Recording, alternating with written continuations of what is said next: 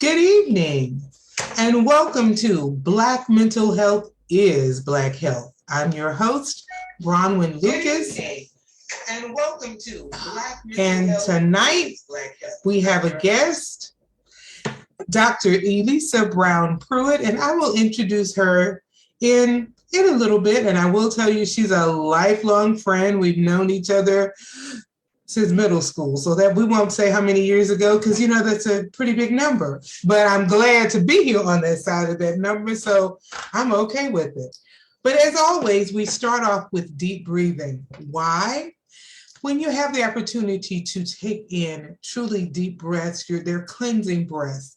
You can add more oxygen to your brain, oxygen flowing through your body, and that's a good, healthy thing. Something you should do throughout the day just to help yourself out. So if you've never been with us before, I want to instruct you on how to deep breathe. Of course, you know how to breathe. You're sitting here listening to us.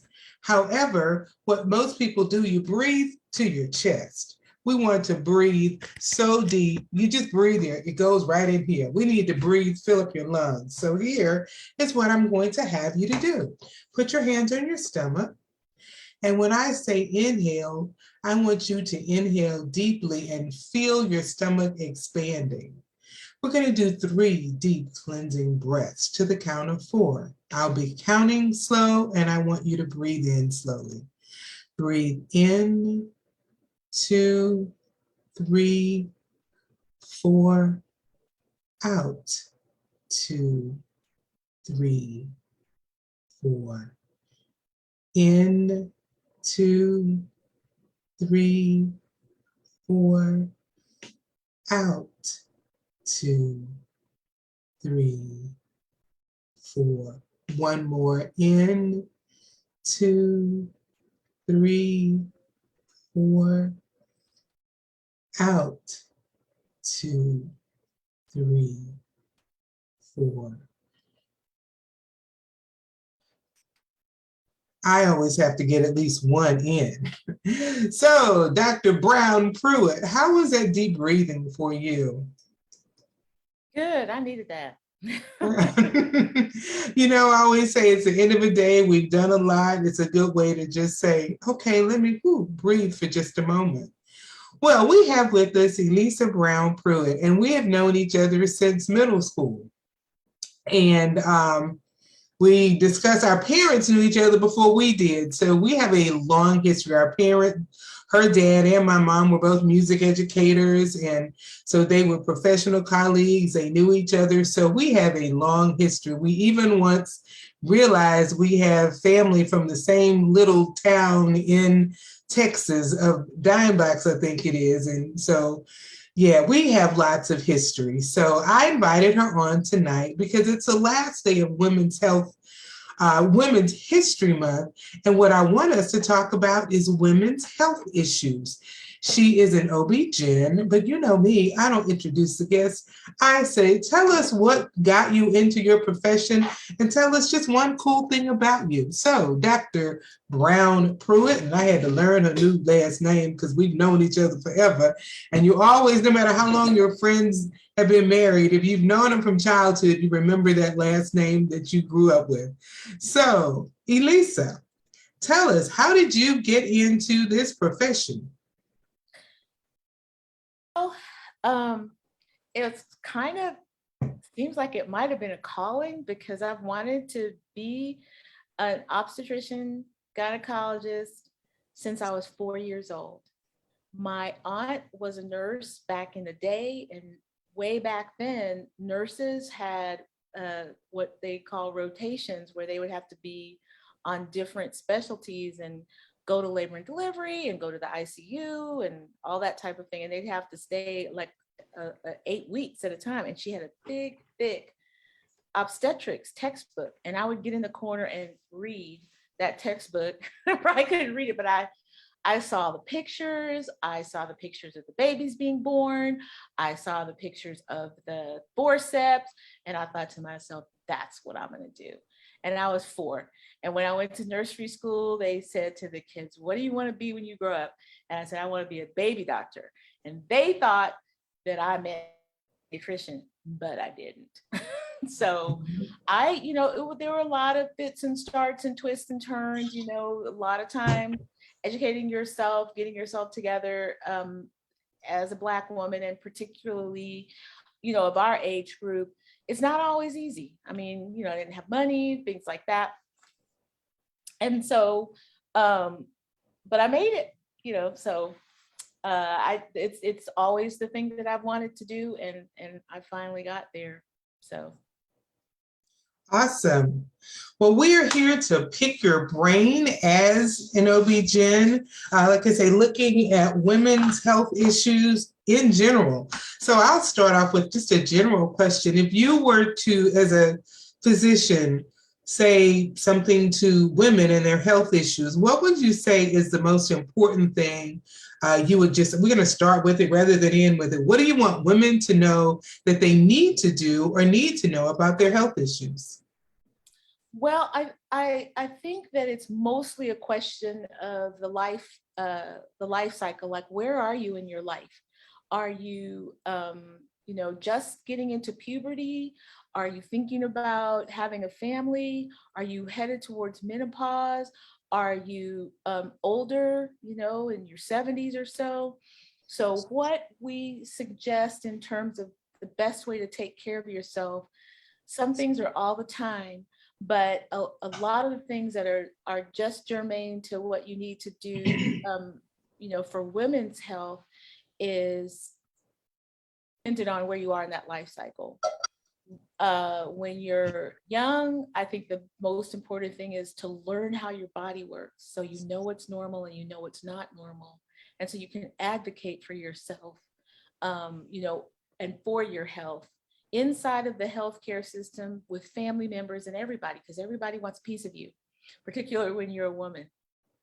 So if you know what's real, then you're not going to get people telling you not to breastfeed because the baby's not getting enough, or, old kind of like folklore about what women's bodies do and when you need a hysterectomy and do you need a hysterectomy and you should just get that taken out, and all those things that family members say, or going to the doctor and being told that everything that is wrong with you is because you need to lose weight, or you have a cyst. Did you know that cysts are not abnormal? Ooh, flashpoint. So knowing about your body, and I mean, like, from probably middle school age, I teach reproductive education in middle school level as a community project, and I am so pleased and proud of how these children can understand, where periods come from, why we have them, that where fertilization takes place, and they have thoughtful questions and can understand those things. And I have a lot of patients who are grown who didn't have the benefit of that kind of knowledge. And so they don't even really know how their bodies work. And I think that puts us as a disadvantage as women going into taking care of our health. As you start to get a little bit older and you want to have children, that knowledge, you build upon it, because that's how you know that you're going to be able to procreate if you want to, or to control the size of your family if you want to, or not to have kids if you choose to. And as you get towards menopause, it's good to know what things that you are going to expect of your body. So because sometimes some of the changes can be kind of a freak out. And then the other thing I would say is prevention, to know what things are really necessary, and what studies and tests and vaccines you need at what ages. All of those things are available for you to look up yourself. So that's what I think is the most important thing, is to know the truth about what your body is doing and be able to use that knowledge to get what you want out of your life and your health. You said something that struck a chord with me. You said all of these things are available to look up. And we know you can ask Google for everything, and you can use Yahoo to fix any and everything. What But when you go, people often, want to self-diagnose on Google. And even as a mental health professional, I have people coming to me with terms that they learned on the internet that I'm searching. Well, baby, that's not legitimate. But it describes myself, and it could be good. But what are some websites what are things that people can trust, where they can go? Like you say, you can look it up, but what is something trusted? Well, that is an excellent question. And one of the things we do with our teens when we do our reproductive education is to teach them how to look things up. Mm-hmm. For young people, there are websites, there are teen websites that are put out by the US government. The Office of Adolescent Health from Health and Human Services has teen-oriented informational sites. And then there's a site called the Bedsider. Spell that for me, because what I'm going to do is type these. I'm going to add them to my website and add them to the Facebook page as well, because people don't know. So I had the Teens Office of Adolescent Health. Is that what you said, the first one? Office of Adolescent Health, which is part of the U.S. Department of Health and Human Services. Of course, the CDC, or Centers for Disease Control, which people may not know, but that is also an office of the United States Health and Human Services. So all of those are governmental agencies. Mm-hmm. And then they do have particular for young people, and also they will go over, Bedsider is just for teens, but the CDC website has all kinds of informational written in language that people can understand. Yes. That's not full of medical jargon, all throughout the life cycle. Mm-hmm. The other place to go is the American College of Obstetrics and Gynecology, which has wonderful informational pamphlets. That's probably my favorite. Okay. So that would be for all ages. All ages. There are informational pages for all ages and all parts of the life cycle and things that might apply to you, things you might have heard you had at the ER and that you didn't understand what they said. You can go back and look that up. Now, not to be kind of like first worldy about it, if you do not have access to the internet, most of us do through our phones and things like that. But, and if you don't want to go to the library, then you could go to Planned Parenthood and ask for literature, and they will give it to you. You can go to the Public Health Department, and there's just literature all over the walls, and these are things that don't cost anything. And I'm realizing people might not have transportation, might have to get on the bus. But I do believe that the CDC also has hotlines if you just want to call, particularly if you're worried about something. So I do realize that the internet is not free for all, like it is in some countries in the United States. So, I don't want to be, like I said, too, first worldly about it and leave out people that might have other issues.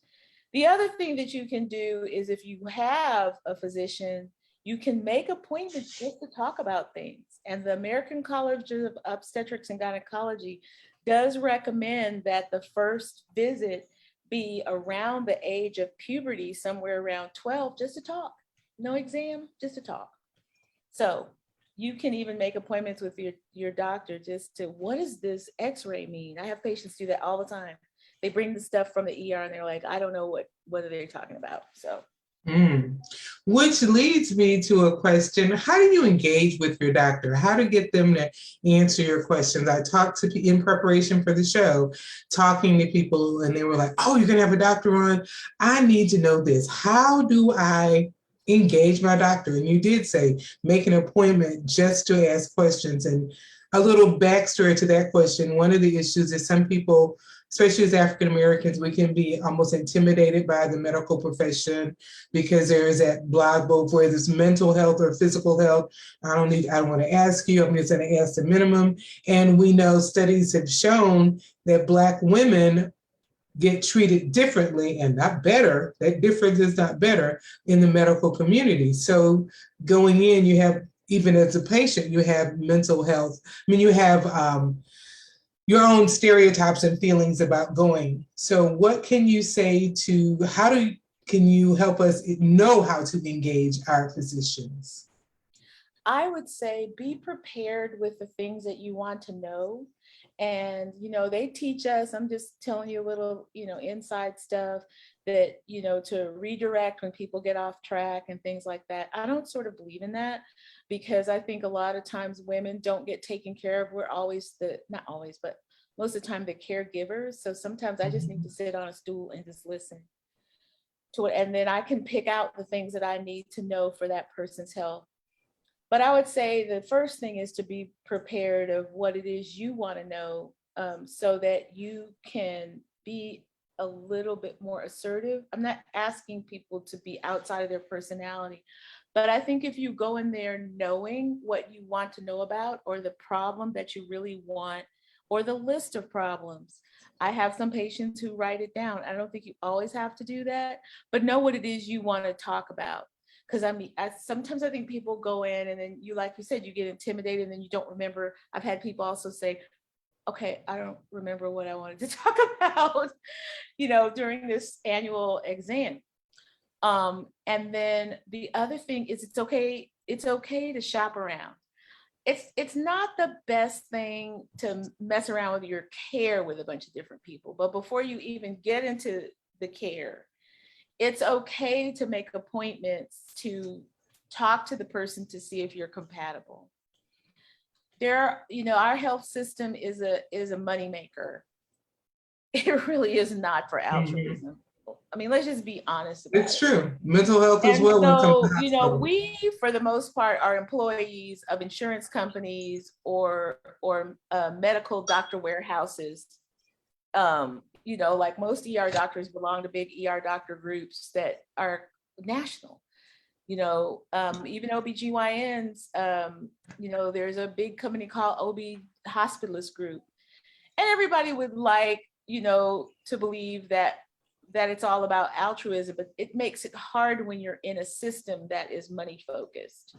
And yes, this is my particular lens that I'm putting it through because, I'm, all for the public health and let's do health first and money shouldn't come first. But, that it does affect the physician's ability to concentrate and concentrate on you when they're like, the bosses are like, okay, you better not be longer than this and you better see this many people in your relative value units, RVUs, and cha-ching, click, click, click. And it does interfere sometimes with your ability to give yourself to that interview with that patient. So with that in mind, I think it's a good idea, like I said, to make appointments to use that 15 minutes before you even get into the care part of seeing if you have a rapport with that person. You can look up things like health grades, but a lot of times those are a little false because the studies show that people that tend to post on those are mad. Mad people. You know what I mean? But you can ask your friends and things like that. But I think it's okay if you heard somebody is really good to go, I just want to talk to you because I have this problem, and I'm willing to pay for another visit and come back, but I just want to get a rapport with you. I don't like to take a lot of medicine. I'm concerned about this. This is the way I've been treated in the past. And just, hey, I'm paying you for your time to listen to what I have to say to see if we can enter into a relationship, as doctor-patient.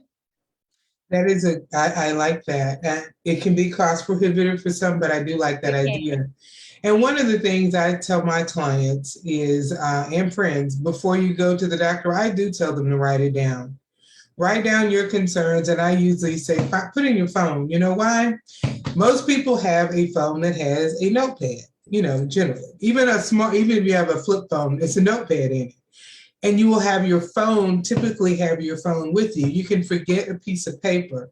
So I always say, put it in your phone and you have it, because you get there and in the moment, or you're feeling rushed, you have your list of questions. I've had one doctor who would say, okay, you can give me your list of questions when you walk in.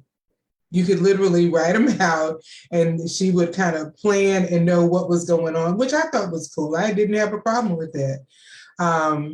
So, you can look, some doctors will even allow you with this My Chart system, you can put your questions to the doctor prior to your appointment.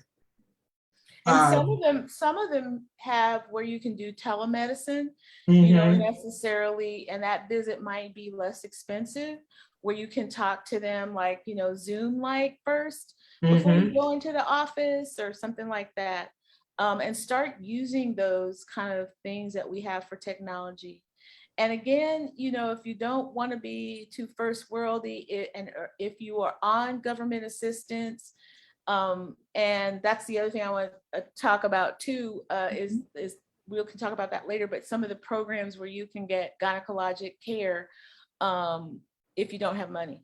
But anyway, if you're in that type of system, first of all, don't expect less care, because the governmental systems and grants that are out there, part of being a grantee is you're supposed to observe all of the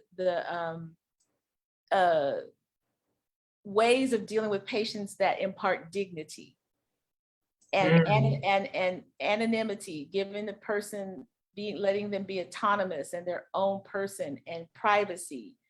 And the grantee gets in trouble if they don't do that for you.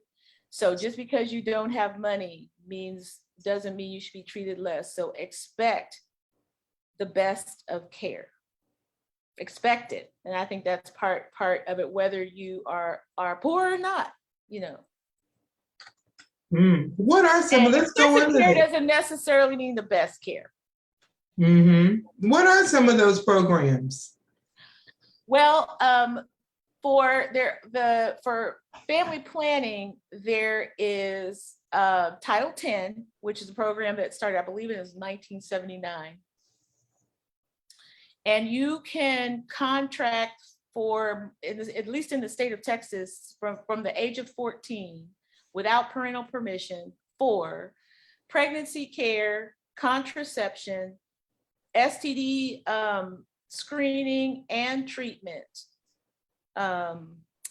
and also cancer screening. So it'll do your PAPs and annual exam, and you can get free birth control. All the birth controls types, including condoms, are supposed to be in the clinic of the Title 10 grantee at the time, so you can get what you need. It's presumptive, meaning you don't have to show all kinds of paperwork first before you get on it. And teenagers do not have to use their parents' income to see if they qualify. Then we have a program called the Breast and Cervical Cancer Program, which is for older women. And it takes care of breast and cervical cancer screening. So Pap smear, if you have an abnormal Pap, it'll take care of further diagnostics. And then mammograms, and again, if you need further diagnostics. It's only for those two things. The way it works, if you're for Medicaid, that usually means that you're a citizen, because if you already qualify for breast and cervical cancer program, then it's the same financial testing or the same financial criteria as for Medicaid. The only difference is if you have cancer, they switch you over to Medicaid, they roll you over so that your cancer treatment is covered. It's a little bit hard for people who are not citizens. And so we have to find different ways. We do, by the way, for Title 10, you do not have to be documented. You can, so, and then also in the state of Texas, we have Healthy Texas Women, which has a little bit more kind of rules, like you have parents' permission if you are under 17. But also Healthy Texas Women, if you're at a gynecology visit getting your Pap and it's covered, but we find that you have blood pressure or high lipids or diabetes, we can, or even mental health problems, we can send you a referral to take care of those problems with a voucher that'll cover you for a year. Mm. So that's Healthy Texas Women, Title 10. We also have Title 5 that can cover people who aren't documented to help you with your prenatal care until your Medicaid kicks in. And then the Healthy Texas Women has a family planning piece carved out that you can get if you're undocumented. Mm. So those are a few of the programs. Now, some counties like Harris County and probably the counties around Dallas may also have some county funding. Like if you need a surgery or something like that, you can apply for county funding that will pay the hospital back for the uncompensated care. So it is a lot. It is a lot to navigate all of those things. But you know, I work for a university program. I'm an associate professor of obstetrics and gynecology at Texas Tech University Health Sciences Center in the Permian Basin. And I work really heavily with the outreach for the grants, which is why I can just spout all this stuff. But I do, a lot of private providers do not have these grants. And so if you go to a university program, you're more likely to be able to get those programs. Okay. And hopefully we'll connect with each other and we can put them in your show notes. Those programs, you know, we have a pamphlet that we published that has them all on there, but yeah, there are multiple things you can do for your women's health care. And I mean, I'm finding it fascinating. These are programs I didn't know about because we often see finances as a detriment. Because I know for a couple of years, I didn't have insurance when I first went into private practice. I'm like, I'm making this much. My health is good. I'm being honest, you know, and I know other people feel this way. My health is good. Okay, we just gonna pray I don't get sick because I can't afford health insurance this year. And then when ACA, Obamacare kicked in, I could afford it. Then now I'm okay. And I took a job just to have insurance. So I have my practice, but I took another part-time job, not for the money, but for insurance. I think that's a huge thing. You know, the history of insurance linked to jobs is after World War II, you know, we had kind of like a technology and industrial boom. And we had a baby boom as well. And to lure workers, that's when that started. And now it's kind of a sign of having a more elite type of job. You know, it's become kind of a class thing. And the quality of your insurance, how much it pays, and Cadillac and all that kind of stuff. We've got like a 2-tier system. But what the Affordable Care Act, this is a bit of a digression, but what the Affordable Care Act initially was trying to do was get states to expand Medicaid. So we basically just had wider coverage and filled in all the gaps. But, you know, there's a lot of recalcitrant states like ours who you know, didn't want to expand it. But, you know, eventually that ends up costing a lot of money because if people don't get into care early, then they end up like, you know, bombarding ERs, and it's just so expensive. That's part of what makes our care in this country so expensive, is that the access to it financially and for other reasons is so uneven that you end up, and then there's also cultural reasons and bias that makes people kind of stay away from healthcare. That people don't come until they're like super sick, and then it's an emergency and it's just so expensive, and then they're in the hospital for 2 weeks. And you know, if you have to be in the ICU, that's hundreds of thousands of dollars. Who can pay that? You know, so getting your preventative care is what those programs are about, to roll it back to that, so that we don't get into a place where we're in such a drastic state. Definitely. Speaking of just care in general, what are some basic tests women need at different ages. Let's start maybe with teens, maybe with 20s, 30s, 40s, and even in 70s. Are there tests you should still have? So can maybe you give us a little breakdown, generational breakdown? Sure can. Well, for just regular, what we call periodic screening, it's risk-based.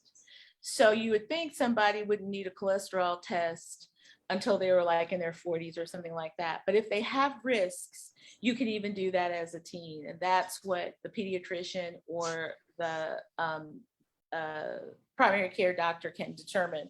What are risks for cholesterol? Family history, BMI, not my favorite measure, but that has a shady history. But BMI, heart problems that kids can have, things like that.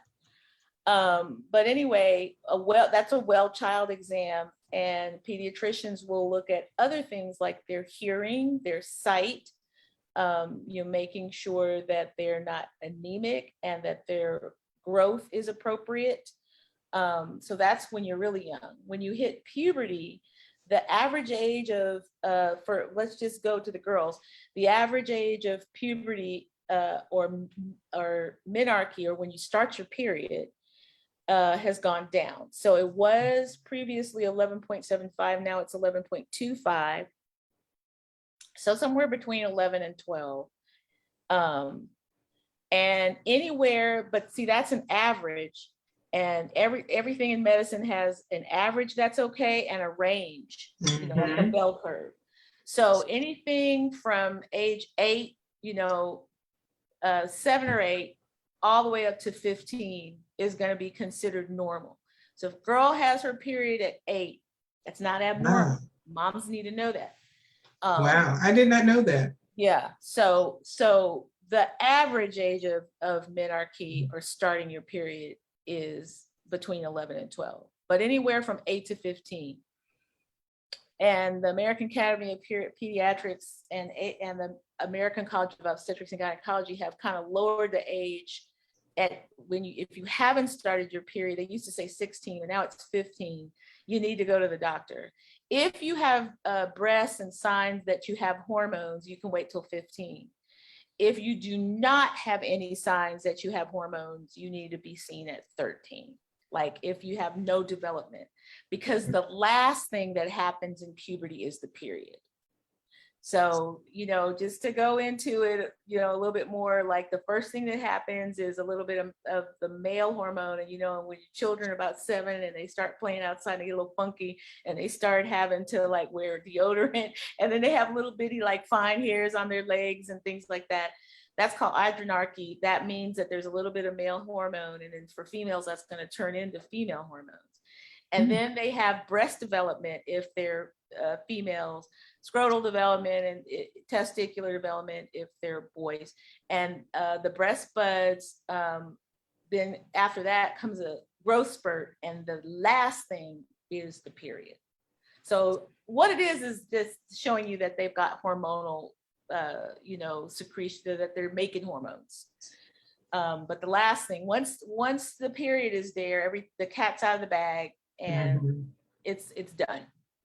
So they're not going to get any taller, things like that. So what are the tests in your young adulthood? Any tests? Yeah, as you climb into young adulthood, the same things apply for your periodic screening about risk factors for things like, cholesterol, and if you have any kind of chest pain. Kids that are doing sports are going to need to make sure they've got a heart exam, because there are things that teenagers have, like arrhythmias, that you need to make sure. And then particularly for young women, if you're sexually active, anytime you're sexually active, and particularly if it's not monogamous relationship, but any sexual activity, it's recommended to get screened for sexually transmitted infections annually, at least annually. And then we also start doing pap smears at 21. Start doing pap smears at 21. Okay. Those are the new recommendations, relatively new, over 10 years old, but just to make sure people know you don't need that, because I still have parents that are like, well, doesn't she need to be examined? And the girl is about to like freak out. No, I don't want the exam. I'm like, you don't need the exam until you're 21. Okay, and you do not need a pelvic exam in order to get contraception. And then the only thing that you need to get contraception, like birth control shots, birth control pills, anything with hormones in it, is a blood pressure.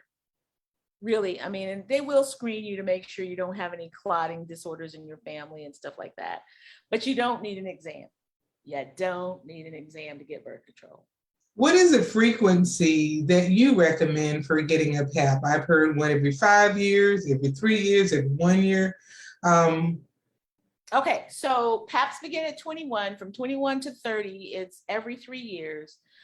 From 30 to 65, if you have a co-test with human papillomavirus, HPV, which causes cervical cancer, if both the PAP and the HPV are negative, you can do the PAP every 5 years. So far, we have not said at the American College of Obstetrics and Gynecology that you don't need a pelvic exam, but you don't need a speculum exam with a PAP unless you're having problems. But for every 5 years, if both your HPV and your PAP is negative, and you can stop the PAPs if you've never had an abnormal one at 65. Okay. Got a couple of people looking like, okay, what about if I'm already in my 60s? And if I already had a hysterectomy, are there any tests I still need to have? You don't need a PAP because the PAP is for cervical cancer. And if you've had a hysterectomy, your cervix is gone, unless you had high-grade precancer.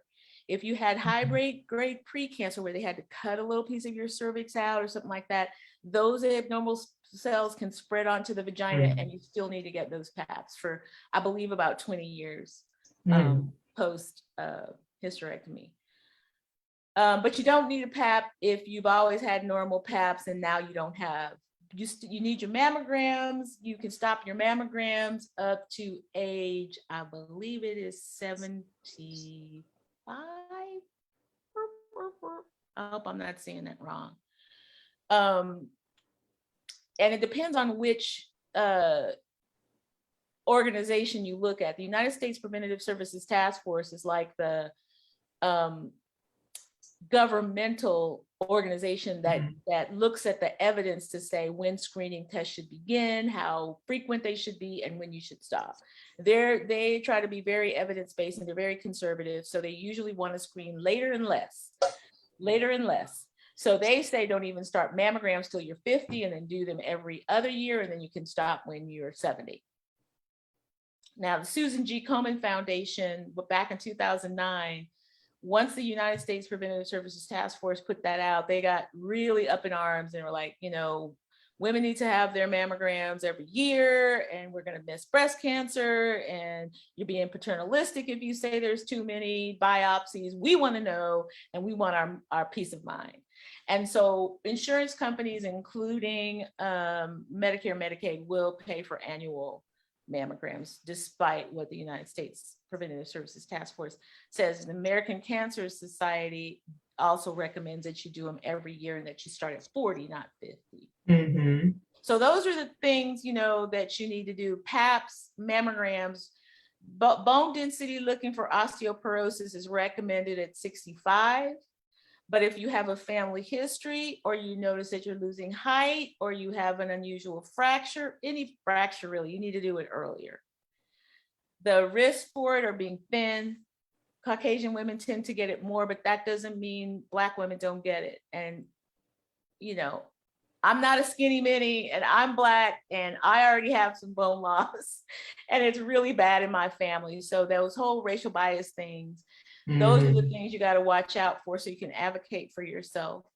And choosing a doctor that's going to look at your history and you as an individual to say what screening test you need. Colonoscopy is another important one. The new recommendations are that they should begin at 45.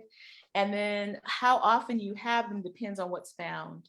If you have no abnormal polyps or it's every 10 years, that's not bad, every 10 years. If you have polyps that are suspicious, they may tell you to come sooner to have another one.